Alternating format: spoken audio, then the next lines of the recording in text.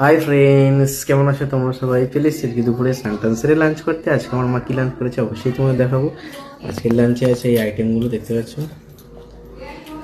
আজকের আইটেমে আছে, প্রথমেই আছে ফুলকপি দিয়ে আলু দিয়ে বেগুন করা হয়েছে, এটা একটা বেশ চটচটি। এটা কিন্তু খুব ভালো লাগে, শুকনো শুকনো মাখানো, কাঁচা লঙ্কা দিয়ে একটুখানি যদি চটকে খাওয়া হয় আরও তো ভালো লাগে।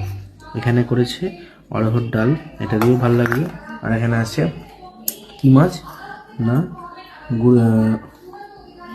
কী মাছ ছিল, গুড়জাউলি না, এটা হচ্ছে গুড়জাউলি মাছ। আমারই বলতে ভুল হয়েছে, আমিই আনতে গেছি। গুড়জাউলি মাছের তরকারি।